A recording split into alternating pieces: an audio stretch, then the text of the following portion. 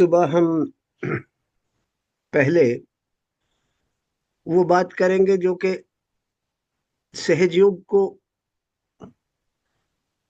सहजयोगियों को बहुत अजीब लग रही है। और देश भर में, खासतौर से महाराष्ट्र और मध्य प्रदेश में, कुछ लोगों ने आके हमारे सेंटर्स में, जब जहाँ पूजा होती है वहाँ पर हस्तक्षेप किए हैं और विरोध किया है कि हम अल्लाह का नाम क्यों ले रहे हैं या जीसस क्राइस्ट का नाम क्यों ले रहे हैं, वगैरह वगैरह। ना, ये तो आप जानते हो ना कि ये कौन लोग हैं। क्या इनको ये सब करने का हक है? नहीं है। क्यों कर रहे हैं ये? हमें इस विषय को बड़े समझदारी के साथ डील करना पड़ेगा। अगर हम अ, उसको समझदारी के साथ डील नहीं करते तो हमारे ऊपर बुरा उसका असर होगा। और समझदारी के साथ ये भी है कि सबसे पहले तो आप सब एक बात समझ लो कि आप, जब आप सहजयोग का प्रचार प्रसार करने जाते हैं,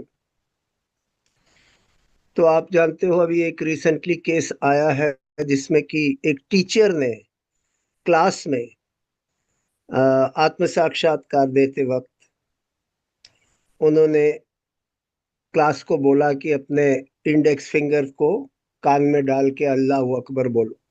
ये सब करने की क्या जरूरत है?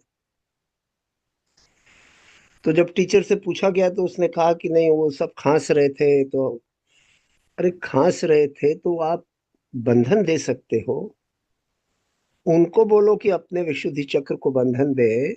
ये सब करने की क्या जरूरत है? थोड़ी समझदारी के साथ काम करो, नहीं तो मत करो। आपको किसने बोला है? अगर आपको पब्लिक को सहजयोग के बारे में बताना नहीं आता तो कृपा करके हाथ जोड़ के आपसे विनती है कि आप बात मत करिए। और अगर आपको आता है तो समझबूझ के साथ, सद्बुद्धि सुबुद्धि इस्तेमाल करते हुए आप काम करिए। पहली बात तो यह है कि अगर आप नहीं समझ पाते कि किस तरीके से ऑडियंस को सहजयोग समझाया जाए तो कृपा करके आप मत करिए, किसी और को दीजिए।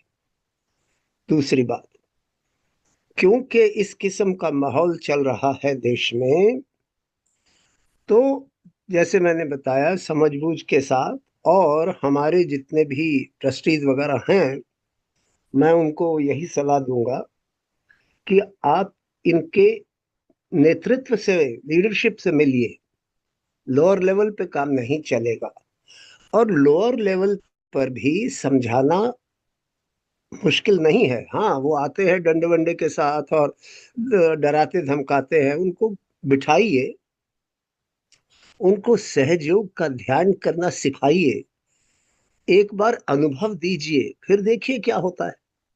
पर एकदम कोई चीज मान लेना, मैंने देखा एक वीडियो भेजा है किसी ने, उसके अंदर वो सहयोगी जो है वो पढ़ के, जो उन्होंने शर्तें रखी हैं पढ़ के, वो कह रहा है कि हम ये नहीं करेंगे। एक महिला ने टेलीफोन मैसेज पे ये बताया कि गणपति पुले में 108 नाम नहीं लिए। और फिर इसी तरीके से ये एक और मीटिंग की खबर आई जिसके अंदर कि महाराष्ट्र के ट्रस्टी और स्टेट कोऑर्डिनेटर ने कहा कि आइंदा से जो क्रिसमस पूजा है वो, उसका नाम होगा महाविष्णु पूजा, और वो 25 के बजाय 28 को हुआ करेगी। मुझे तो समझ नहीं आती हम लोग क्या कर रहे हैं। और इस तरीके से अगर हम आगे बढ़े तो सहयोग को ही बर्बाद कर देंगे। तो इससे ज्यादा मैं अभी कहना नहीं चाहता, क्योंकि पूरा बैकग्राउंड मुझे नहीं पता। पर मैं इतना जरूर कहूंगा कि कृपा करके जब आप लोग जाते हो आत्म साक्षात्कार देने के लिए, तो बड़ी समझ बूझ के साथ जो कहना है वो कहिए। अननेसेसरली मतलब कोई ऐसी कंट्रोवर्सी मत खड़ा करिए, क्योंकि आपको पता नहीं कि क्या बोलना है। शुरू शुरू में तो आप जानते हो कि श्री माता जी ने भी कहा था कि अगर आप सीधा एक माहौल में जाएंगे और कहेंगे जय श्री माता जी, तो सब उठ के चले जाएंगे। सो आपको अपना दिमाग लगा के बात करनी है ना, और सोच समझ के बात करनी है। तो इसलिए आपसे यही रिक्वेस्ट है आप सबसे, कि हम लोग जब भी जाते हैं आत्म साक्षात्कार के लिए, उतना ही बताएं जितनी शुरू शुरू में जरूरत है।